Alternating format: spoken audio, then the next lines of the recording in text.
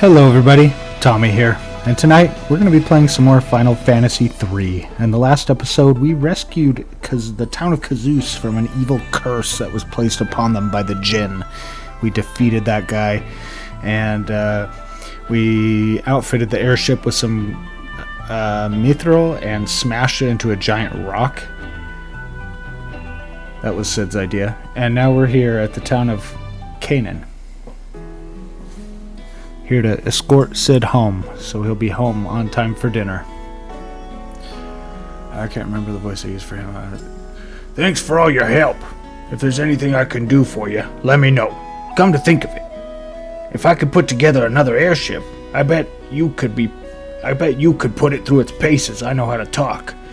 But we'll need to make a few design improvements, and no one knows more about that stuff than King August. You should go see him. Anyway, thanks again. Come back to visit any time. Sid left the party. It's always very sad. It's always very sad when somebody leaves a party. That's why it plays sad music. Okay. So here we are at the town of Canaan.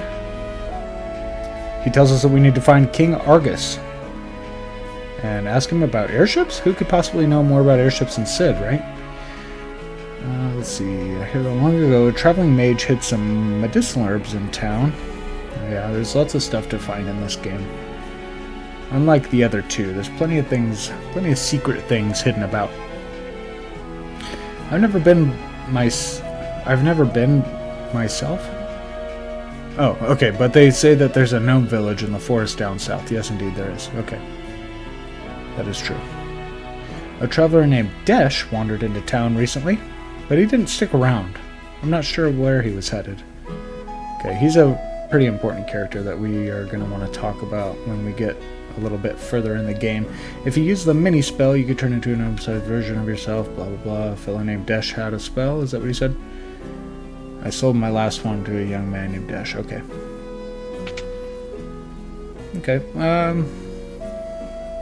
let's see. Oh, okay, this is Desh's girlfriend right here. Desh, I'm so lonely here without you. You traveled south to Dragon's Peak, where the dragons roost. I miss you so. It was like oddly specific dialogue there. First that scoundrel Desh turns my Selina's head, then he ups and leaves town. Said he had something to find in a hurry. My Selina was always such a sweet girl. Now the poor thing cries herself to sleep at night. Well, that's... maybe she should get over it. Alright, let's see. I was getting... he comes back. He comes back, I think. Oh, look at there. Secret wall right there. Don't miss out. Gold needles are expensive, right? I believe they're expensive. I know they are in Final Fantasy 1. Let's head into... well, we could do the shops after. Let's talk to the people. I'm a dancer. Can't you tell? Want to see me dance? Yeah, sure, I guess. Yeah, we don't really need to see this, do we? Arrow is a white magic spell that lets you manipulate wind to damage your enemy. Flying monsters hate it. So that's kind of interesting. Later, way later on in Final Fantasy XIV, they have arrow and stone are actually white magic spells that do, in fact, harm enemies. They are offensive spells. I guess the waterfall hurts you. Falling water hurts the Warriors of Light, but if you drink it, it's fine. So it's kind of cool to see the basis of that. Arrow is a damaging spell in this game as well. You can just climb right back up the waterfall to get out of there. And we can't pass through that way. We cannot walk across the walls of town. I think I've visited everywhere by now. This is where you can revive your characters. I'm just going to do some shopping and then we'll head into Dragon's Peak. I believe that's where the game's trying to lead us to next anyway. What's in this house? Okay, this is Sid and his wife. Let's talk to them really quick first. Okay, so she's sick. She's not feeling very good. I'm glad you stopped by. You see, my wife fell ill while I was away. Come on, honey. You'll pull through. Oh, if only I had an elixir. I don't think I have one yet. Oh, I do have one. Yeah, let's give it to her. I'm not gonna need it. I'm too good at this game to need that. Heavens above, I'm cured. Thank you. Oh, thank you. Looks like I owe you one. Again. Does that mean I owe you two? I know. Give this candle behind me a jiggle. It'll open the way to the hangar where I used to park the old airship. Help yourself to anything you find down there. Okay. Cool. I can't remember where we got that elixir, but hang on to that for Mrs. Sid, because we're gonna need it. If I find an elixir down here, I'm gonna slap Sid. Okay, Scroll of Blind, did you guys see that? Oh, I have Sleep also, I guess I didn't realize. What spells do I have? Just Blizzard, okay. I have some spells I forgot to use. I'm just gonna go ahead and use those now. Level 2, Sleep is level 1. Yeah, so we still have... We have levels of spells just like how we did in Final Fantasy 1. And that's what your Black Mage should look like. I think there was a magic shop in town too that we can check out. Got a great bow if you're into bows. I don't really use bows in these games. Like any Final Fantasy game. I don't think I ever use bows ever in any game ever. Maybe I should one day. Okay, lots of cool items in here. Was it worth it trading an entire elixir for all these treasures? I don't know, that was what, like 12 treasure chests? I guess so. Probably. Hey, gee, thanks, Sid. I can't thank you enough. Okay, cool. Right on. Okay, so we're gonna go ahead and do a little bit of shopping, and then we'll head to Dragon's Peak now. And here we have the mighty Bahamut. Bahamut? He comes to land at the top of Dragon's Peak, which may be why they call it Dragon's Peak. Bahamut is my homeboy, okay? We haven't seen him since Final Fantasy 1. He really helped us out in that game, didn't he? But now it looks like he might try to wreck us, so I don't know. So this is Dragon's Peak. I don't know if you want to grind up a level or two before you actually come here. I probably do. But the enemies were... Well, it was a preemptive strike. They're not that tough. And we could just kind of roll through this place. Same battle, just more. I'm just going to skip through this one. Aha, okay, so really quick, this is probably a good time to explain the difference between Black Mage and Black Wizard. Obviously, Black Wizards are going to have... Well, not obviously, but let me explain it to you. Black Wizards are going to have, like, far more intelligence, I believe, so the damage output is going to be much higher. Black Mages, as you can see, I have 13 spell slots, so we don't get capped at 9, like how we used to in Final Fantasy 1. It can go up and up and up, right? But my level 2 spell slots, I only have 2 charges. That's bogus, right? I mean, I can only cast Thunder twice, and then I have to go rest. But I can cast loads and loads of level 1 spells. So when you unlock Black Wizard, it'll kind of be the opposite. You'll have kind of a few level 1 and 2 charges, but everything else will be much higher. So they're kind of designed for bigger damage and to be casting bigger spells, which is very good. I don't really see why you would want to use a Black Mage as opposed to a Black Wizard. That doesn't make sense to me. Same thing with the White Magic as well. Quick note. These enemies can and will turn your party members into stone. So if you are going to grind here, please be careful. Okay, I didn't show it, but I kind of just walked through here, pretty straightforward, grab the chest and get on to the next area. This upper chest, though, does contain the spell Arrow. You definitely want to make sure that you grab that before you do anything else. The magic shop back in Canaan did not have any white magic, but you can find the rest of the black magic spells there, as I kind of previously showed you my black magic list. So that's that. By the by, gold needles are only 100 gil at the store, so just stock up on those. Spend some gil, stock up on those. Don't take any chances. Don't let yourselves become stoned. Once you go up the stairs, there is no like big giant dungeon here. It's just, that's it. We're at the peak. So Bahamut will grab us and actually drop us into his nest full of baby dragons. Okay, because remember, in Final Fantasy I, there was an entire race of dragon people. Maybe this is all how they came to be. So I guess he means to feed us to his babies, his children. If you have a second, now's probably a good time to top your party off. And we have a wiggling bush here of some sort. What's that?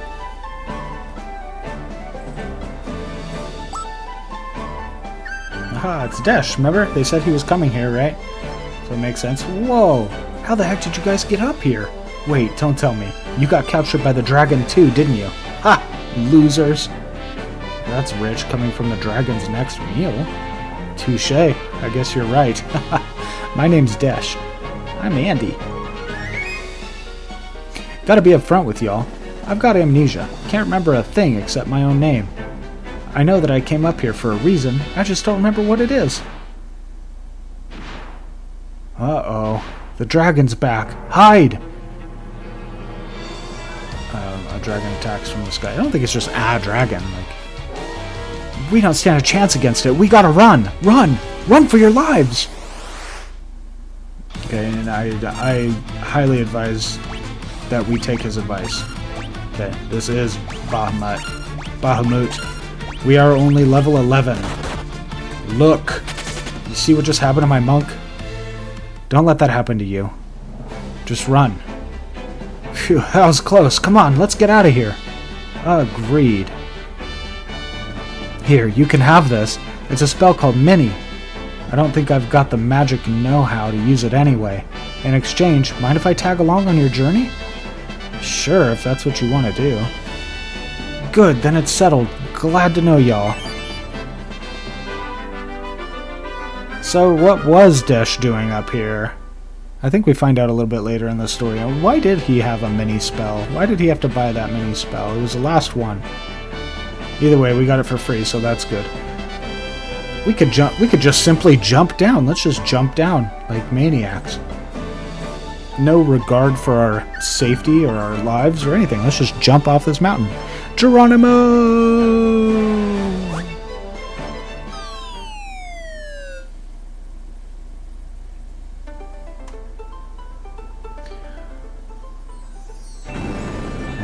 Apparently we jumped like to the other side of the continent here. One thing that's kind of nice is that our HP and MP have all been restored as if I rested at an inn. One thing that's not nice is where the heck are we, right? Looks like you all know what you're doing. I think I'll come along. Let's exhaust his dialogue and see what else we can learn from him. I heard from a man in Canaan that a gnome village is supposed to be around here somewhere. Oh, but we can't find it unless we all are miniaturized. Looks like you all know what you're doing. I think I'll come along. Okay. Let's teach Mini to our white mage, because we are going to need to minify ourselves very soon. I'm a gnome from Tazus Forest to the south, here to draw water from this magic wellspring. You're welcome to pay us a visit, but you'll need to cast Mini on yourselves first. We can't have big folks smashing up the place. Okay, that sounds fair. So that one restores your status. This one restores KO'd allies. And this one restores your HP and MP. Now, we learned that this only works, this is only supposed to work, right, for those who are blessed by the crystal's light. And for some reason, this little gnome here mentions that he's here to draw water from this magic wellspring. Now, I guess that doesn't necessarily mean that they can heal from it. It might just be regular water to them. But he calls it magic water, so it's like, what's going on here, really? So for the next part of the game, there's going to be a few parts of the game that are like this. And what the game kind of intends for you to do is, as you can see, we can't even enter the forest unless we are minied. A couple new enemies to fight out here too, so there might be an opportunity to do some grinding since we can just heal for free. Oops, I didn't mean to run away. I actually kind of wanted to fight those guys. But what I was trying to get at is that once we're all minied, our physical attacks aren't going to do anything. We're not going to be able to do any damage at all. Like, we're going to do jack damage. So I feel like the game kind of intends for you to change all of your Warriors of Light into like Black Mage, maybe. However, I can't remember if they sell spells or not. Like, if you can't cast a spell, then there's no point in being a mage. However, you'll come to learn very quickly that once we are a mage, being anything else is also pretty useless. You know, it's kind of going to be just up to my Black Mage and my White Mage for this next part of the game. Okay, the enemies in this area give trash XP. You'll get very, very low experience point accumulation from the enemies in this area, so just don't even bother. In order to get on through to the next area, you will have to have your White Mage or possibly your Red Mage cast Mini. Don't forget to, down there in the bottom right hand corner of the screen, it'll show you the button to push to target all. It's going to be right there on your D-pad if you're using a Nintendo Switch 2 like I am. And what you're going to do is you're going to make sure that you cast that on all of your party members, because I think if you leave even one out, you won't be able to enter this area.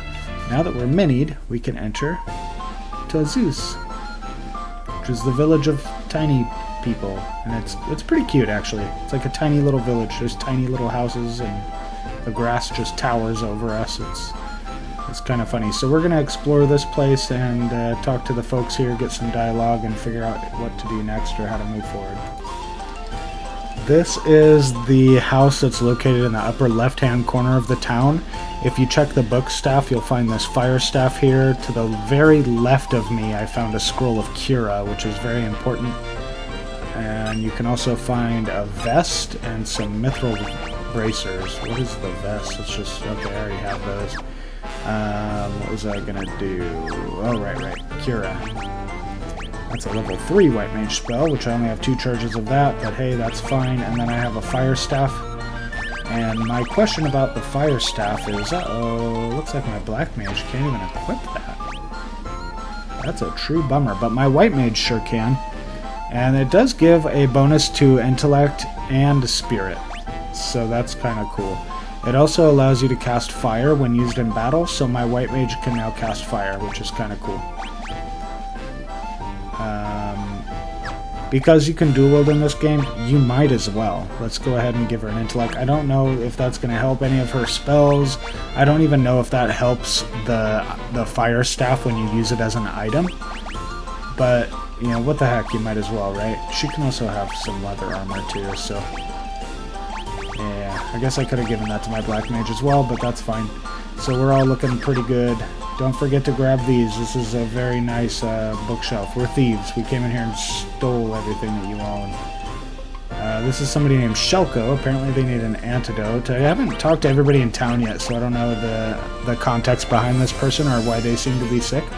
But let's just go ahead and give them an antidote for now. That hit the spot. Something I ate really didn't agree with me. You saved my life. So you just had a little bit of indigestion? In return, I'll tell you about a shortcut to Maralka Basin. Just take the stairs over here. They'll lead you straight to a secret tunnel. Okay, so you kind of have to do this in order to move on with the game. This is not optional. You must do this. Okay, cool. I'm gonna keep on. Again, I'll exit out too, so you guys can see exactly where I'm at. Just this house here. Any houses with the little doors in front of them, you can enter. You could even enter them from the side, apparently. And it's just this house here. Lots of important stuff on the bookshelves, and it also happens to be the place that we have to go next. It says that tunnel's going to lead us to, if you talk to this NPC right here, he'll tell you that it runs through the Moranis Range. You can use it to get to the Maralka Basin, which happens to be the home of the Vikings. So I think that the ones that have these little, it almost looks like a shield above the door there, but it's so small you can't really tell. I think those are the shops, if I'm not mistaken. Yeah, it looks like this is an inn, item shop, that kind of stuff. If you talk to this NPC, you'll learn that Shelko is actually a doctor. Excuse me, it's Dr. Shelko. Okay, he's the doctor of the little people, the thumb people. Interesting to know that he's a doctor and couldn't, like, cure himself. I guess he ran out of antidotes? I don't know, that's kind of weird for a doctor. He should, anyway, whatever.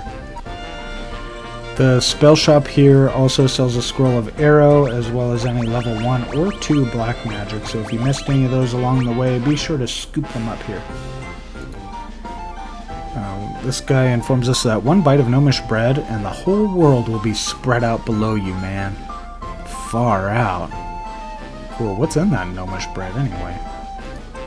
Okay, and that didn't take too long. There's no weapon or armor shop, at least from what I saw. So we will just scoop up these treasure boxes full of things that we already have.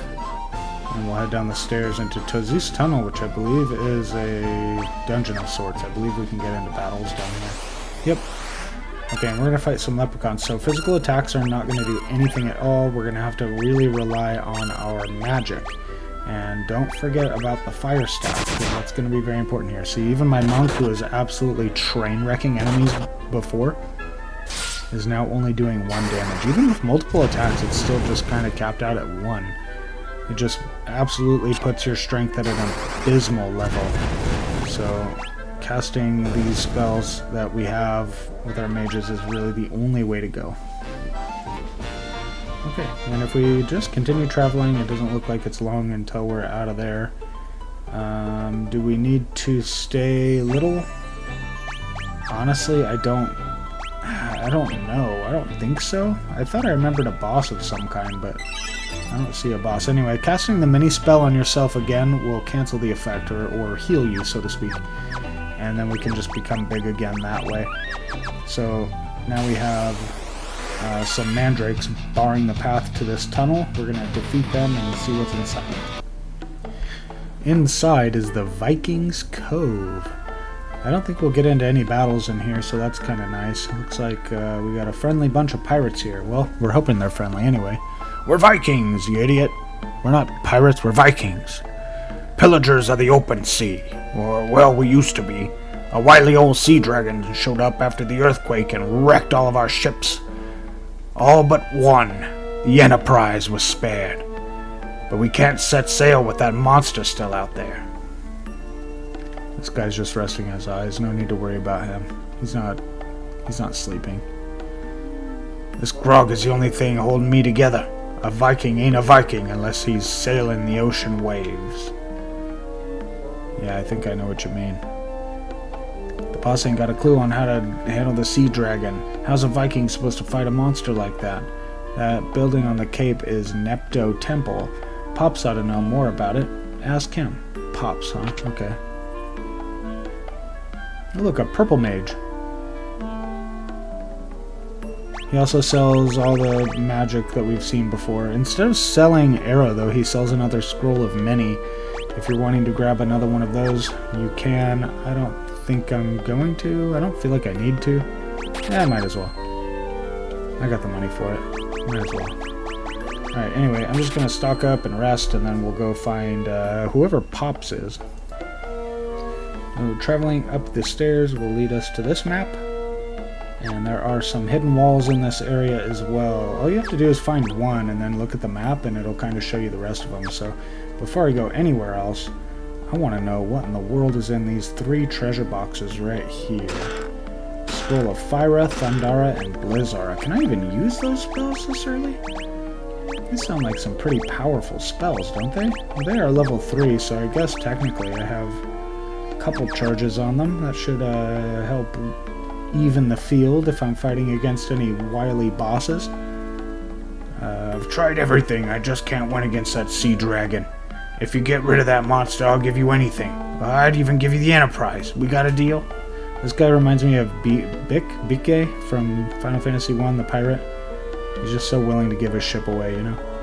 I wouldn't get on a boat right now if I were you. Everyone who sails along the coast gets attacked by the sea dragon. It must be the legendary Nepto dragon from the temple. There's no other explanation. Looking for the boss? That's him over there. He's become a total layabout. Okay, well that maybe explains why he doesn't need his ship anymore, right? So I want to know what's down these stairs. Okay, so Sure as you're born, I'm the oldest Viking here. I know more than most about the Nepto Dragon. That vicious beast is meant to sleep in its temple for eternity. But ever since the Great Earthquake, something's roused the dragon from its slumber. Now it ravages any ship that sails the seas.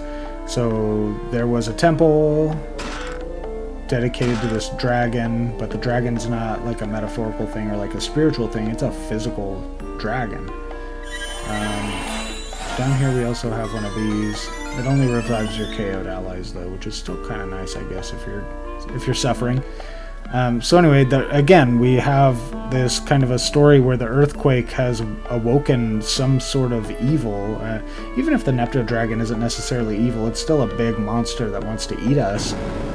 Oh, hey, you guys, you can fire this cannon just so you know too. So the earthquake is awakening all kinds of terrible things, terrifying things. I ain't boarding the Enterprise, even if it's seaworthy. The Sea Dragon will just come after us. Okay. And isn't that funny? That the game doesn't really give you... Well, I don't know. There is the temple that's right here. I was going to say, the game doesn't really give you much of a choice, but to hop on the Enterprise and just go for it. And actually, I think that is exactly what we have to do. It's a statue of the Nepto Dragon, but it's missing one of its eyes. There seems to be a tiny passageway where the eye used to be. Maybe we can fit if we use the mini-spell. And that's exactly what we're going to do right here, guys. One kind of interesting thing to talk about. This is going to be something I'm going to make a video on way later on in the future. I'm going to be playing all these games in order, right? And when we get to Final Fantasy XI, this eye for this statue is actually found again, and we can obtain it in Final Fantasy XI by defeating, I believe, Leviathan. Don't quote me on that. I might be wrong, but I'm pretty sure that I'm not. So that's an interesting connection, an interesting point to make. If you're into my lore videos, that one will be coming up at some point. There's a lot more items that we find like that in Final Fantasy XI, why they're there, what they're doing there. We're going to be talking about all that later. But for now, we are going to mini ourselves and enter this this statue. So let's go ahead and do that right now. Let's make all of us small. Okay, everyone's miniaturized. Let's go. And the party enters through the dragon's eye socket. So once again, we're not going to be able to do much physically. We're going to have to rely on our spells and our wits to get through battles. So the battles will be a little bit more difficult because of that reason, but that's okay. We'll chip our way through. It's nice. Don't forget about the fire staff, because that is really nice to be able to have a free cast on those. You don't even need to use a spell slot. Not that we are too worried about it, right? Because we have like 15 casts of spells. It's not too bad. Oh, darn it.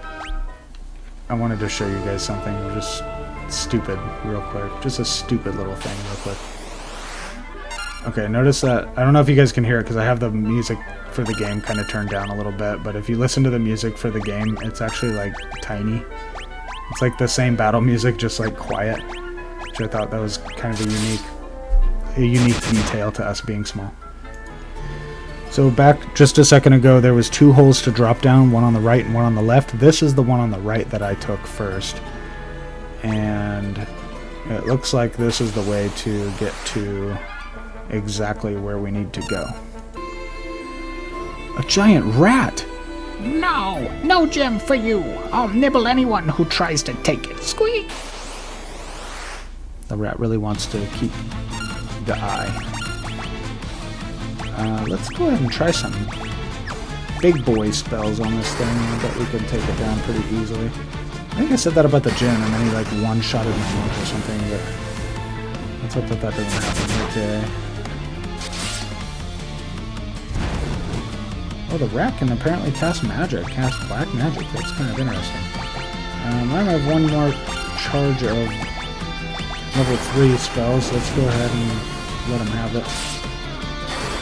Especially considering my melee aren't really helpful right now. I would have them defend, but like, what's the point? This thing is just wasting me with magic spells for some reason. Let's go ahead and give it a thunder. We'll give oh, Kira. Let's give myself a Kira. There we go. No worries, guys. He knows. He knows about my Black Mage. He knows he wants to take my Black Mage down. Let's not let that happen. Let's see if we can finish him off before that happens. Oh no, he really does. Oh, that's awful. That's definitely something we did not want. I do have Phoenix down, so we'll be okay. I only have 2 of them though, so we're going to have to be a little careful. Let's try to maybe use a potion. We're just going to have to kind of guess at what's going to happen here. Let's do one of these. See, darn it. Yeah, of course the Phoenix down is the last thing used, and the rat didn't attack either, so he has another chance of taking Tommy out. But he did not. Not this time anyway. Let's go over Thunder, and probably just a single target cure. Your spells will be more potent if they are single targeted. Like so.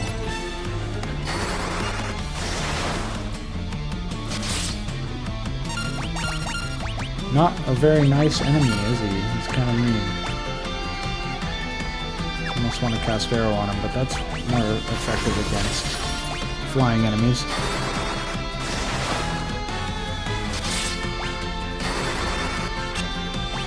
Oh, apparently your magic can miss too. I didn't know about that.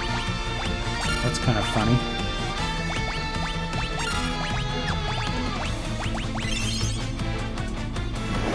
Oh, dang it. Almost took out my warrior. Almost got him. Maybe it can only miss because it's an item for some reason. Anyway, not too much difficulty here to take that guy out. Again, if you're playing the way that you're maybe supposed to play, you would have changed all of your characters into black mages and just roasted everything alive. So, I think that's it for being small. I don't think we ever have to be small ever again. But there's a few parts like this within the game. There's like a boss later on where like as soon as you unlock Dragoon, you pretty much want to make all of your characters Dragoons so that you can deal with the boss. And I'll go over why, because I probably actually will do that, and we'll go over why we need to do that when we get there. But it just kind of helps make things a little bit easier, and the game's trying to utilize, you know, being able to change your job at any time, because that's kind of a cool thing to be able to do. So it's really not a big deal to change your job. As I've showed earlier in my previous video, it's not really, all your stats are fixated, right? So if you have a warrior, like for example, Andy's been my warrior since the beginning of the game. If I were to change him to a black mage, he's not going to suffer any stats, like he's not going to have super low intelligence or anything. He'll have the same amount of intelligence as my black mage. So that's kind of a nice, oh, we're poisoned. That's kind of a nice detail there. Okay, now the holes are not permanent drop downs. You can climb back out of them. See, there's a stairway. On this side, if you go to the left side, it just leads to some treasure. Right there, I got a shell helmet. That's kind of nice. And in the second chest was a suit of shell armor. Believe it or not, it is tougher than mithril. It just says it's made from some tough shells. What, an adamantoise? Anyway, better than mithril. Although we do get mithril pretty early on in this game too, so we're going to find a lot better armor as we continue the game. Okay, anyway, once we're all out of there, we can unmini ourselves, and we can return the Nepto Dragon's Eye to its rightful place. So you can do that by selecting the item right there. It is I, Nepto the Sea Dragon. I thank you for returning my eye. It is no ordinary gem. It is the vessel for my soul. Without it, my physical manifestation cannot be controlled. By way of thanks, I bequeath to you the Fang of Water. Use its power to destroy those obstacles that may block your path. And with that, we receive the Fang of Water from the Nepto Dragon. The Fang of Water, that sounds really, really familiar, but I can't quite recall what Final Fantasy that was from, if any at all. Water has lost that which once shimmered within, that which caused the great earthquake also trapped the light of the elements deep within the earth. Right, like he's talking about the crystals, right? I beseech you, please restore our light. The Nepto Dragon resumes its slumber. Okay, well, it must have been pretty sleepy. Okay, so that's cool. I think that it is possible to battle the Nepto Dragon if you just take the airship or not the airship, but the regular ship and go out into the sea. I didn't actually do that or showcase that, but I'm pretty sure you'll die if you try it. Right on. And with that said, we have not only obtained a ship, but we've obtained the freedom of sailing around. And just like the other Final Fantasies, we will get boarded by sea monsters, so be careful of that happening. So now that we have access to explore this wide open world, where exactly do we go? Well, we have a village here by the desert, just a very short ride to the southwest here, so let's go ahead and start here. This is the village of Tokol. Ah, mercy. There's nothing of value, I swear. Okay. Please spare me. They must think I'm like... They must think we're like bandits or something, I don't know. Bacchus's Cider. Wow, I was just playing some Final Fantasy XIV earlier on my little baby Sprout playthrough and learned about Bacchus wine and how rare it is and how it doesn't really exist anymore, so kind of cool to find some just lying around. Here we have an ice staff. I'm a little bit more partial to that element, so I will equip it. You can also equip, well, you can just dual wield, so why not? Because that way she'll get +4 intellect and +4 spirit. That's kind of cool. Let's see if we can talk to some of these villagers and find out what's going on around here. Beyond the desert, far, far to the west, is a village full of eccentric people who claim to be descendants from the Ancients. Whatever that means. There's that word again, Ancients. Now, in Final Fantasy I, I think there was like 1 or 2 people who used this word. They talked about the Ancients, but I assume that they were just talking about the Sky People or the Lufenians, right? But the Ancients, it also kind of reminds me of, well, you know, Final Fantasy VII when they talk about the Ancients in that game, so I wonder if there's some sort of a connection here. One of the soldiers dropped this banner after they attacked our village. It bears the crest of Argus. King Argus? That can't be right. Yeah, isn't Argus the name of the king we're looking for right now? We're trying to get to his kingdom because he's supposed to be able to help us with the airship? Why would he attack this village? No, something fishy's going on. There's a monstrous evil roaming the western desert. It's a huge tree. A tree that moves on its own, I tell you. Okay, that is a little creepy. That is a little creepy. I don't know if I want that. Okay, let's head into this house. The mayor of Tokol lives here. If you want to know about our plight, you should ask him. Okay. If we were curious to know if there's any candles that open doors, you'll just kind of have to burn yourself on every single one of them in order to find out. There's a hidden staircase in the hearth that leads to a storeroom with a weapon and a few other things. We're peaceful folks, and no one is prepared to fight. Please, take whatever you need to save our town. Well, thank you. I'm the mayor of this here town. We've been beset by soldiers coming from the western desert since the quake. They seize our food supplies and capture our able-bodied citizens. They sound like just regular bandits that just happen to fly Argus's banners for some reason. Right?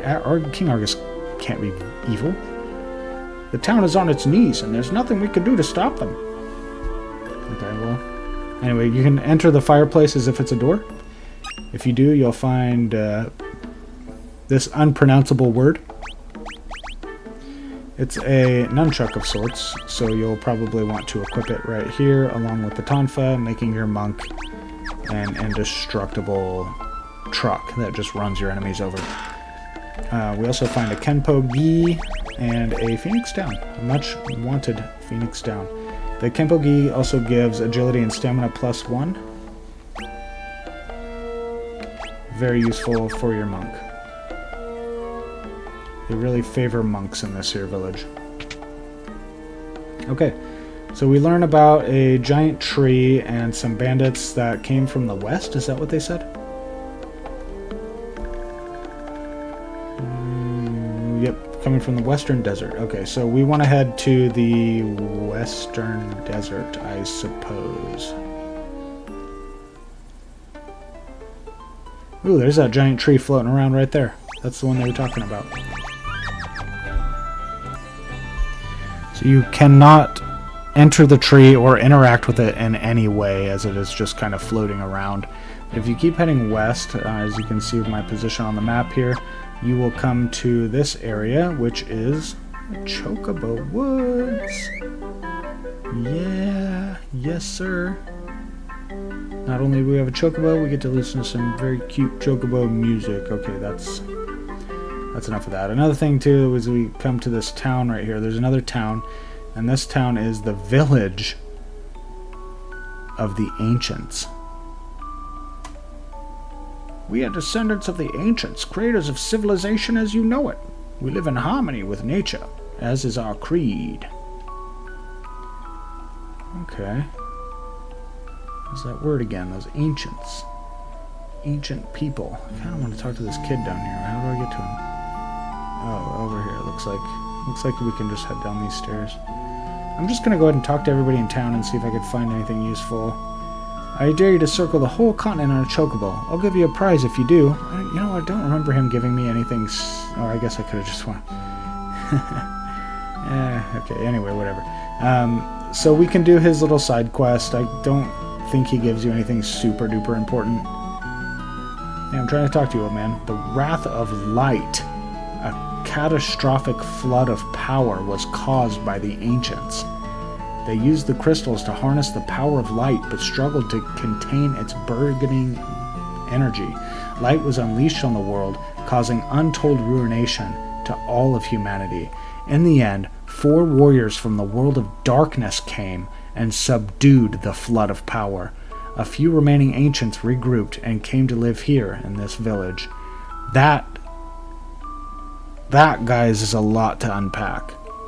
Okay, this is a lot of what Final Fantasy is all about. It is a struggle of balance between light and darkness. And here we have an example, once again, of light overpowering everything to where it actually ended up destroying. He even talks about it being destructive, a catastrophic flood of power.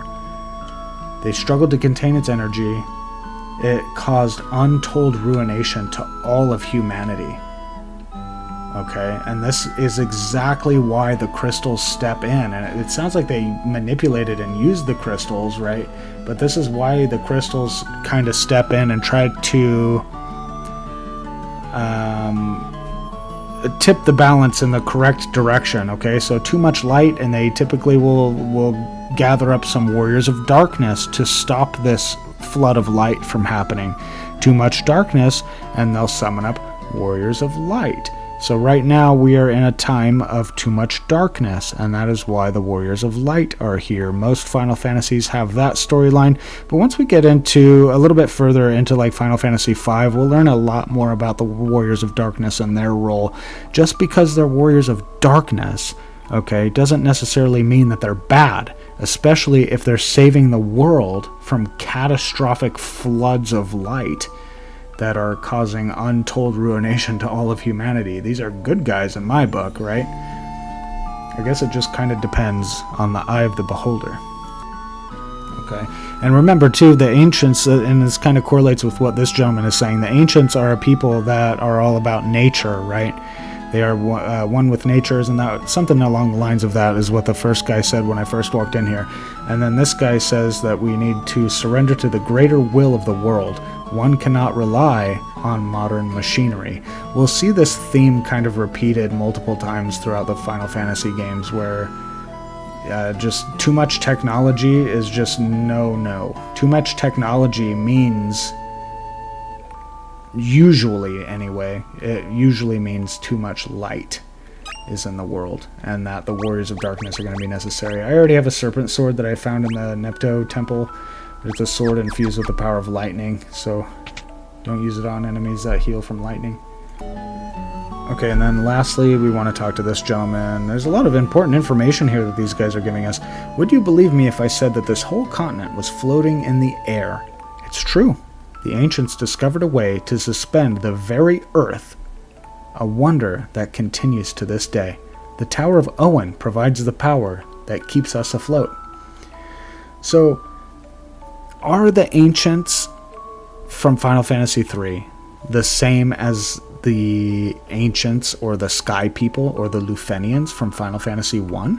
They seem to have the same technology or art, if you will, ability, if you prefer, to kind of make things float. Not just castles in this particular case, but an entire continent is floating in the air. And we can find that the power that's doing that is in the Tower of Owen, he says. So we're going to be heading there at some point. But the question is, why? Why would they make an entire continent float in the air? Why would we need to do that? Anyhow, we will answer that question later on. A little bit later on. Not too far later on, but a little bit later on. I just kind of wanted to draw our attention to the weapon shop here. There's some interesting things. There's a light staff, however, it's not like a holy staff. It's actually just thunder. So nothing crazy there. But yeah, again, if you are somebody who's using bows, I think there's like a ranger in this game as well. And there are some interesting things, like the killer bow is kind of tempting. It says it's a bow that can land the killing blow. And we also have ice, fire, and light arrows. Light being lightning, short for lightning, I guess. So not holy arrows. A very nice village to have stopped by. Actually, I'm not sure where we're actually supposed to go, so I don't know if I'm actually supposed to be in this village, but I'm gonna do this this chocobo quest real quick for this kid and show you what the treasure is that he wants to give us. You know, I was just gonna do this part and not film it, but I thought to myself, why not? Why don't I show you guys exactly how this is supposed to be done? So it wants you to go around the entire world on a chocobo, and remember, this isn't the entire world, this is just a continent, so it shouldn't be too hard, right? And you just kind of want to take this path that outlines the entire world. There's just this kind of rim that you want to walk across, and as you can see, what they said is totally true. We have like the sky to the right, just like bottomless sky. There's not more ocean. We are actually on a floating continent, just floating up in the sky. So that's kind of terrifying. That's kind of a really cool concept, though. It gets a little bit cooler when we find out exactly why this is. Kind of a scary thing, actually. We'll see. Remember how they said that there was a catastrophic event that the ancients caused? Well, that's why they had to make this one continent float.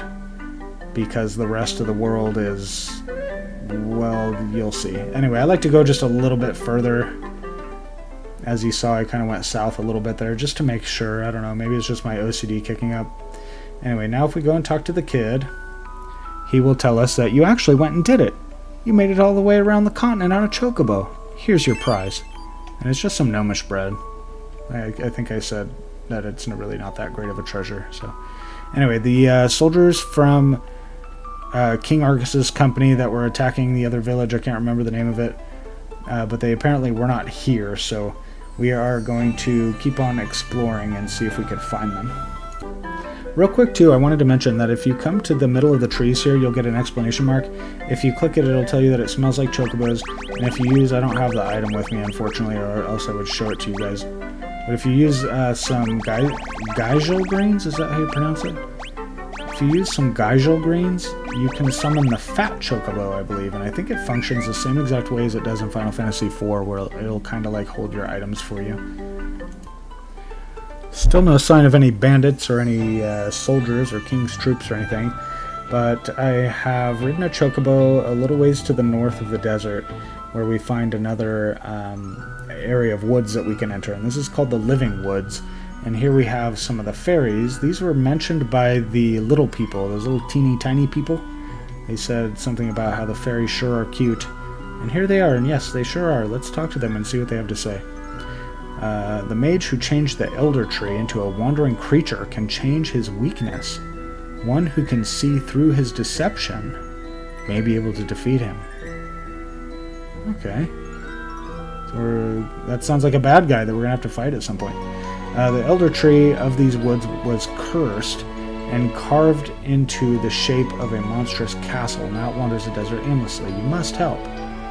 Okay, so that's why it's called the Living Woods. Was it called the Living Woods before that? Or did they kind of change the name because of... Anyway, whatever.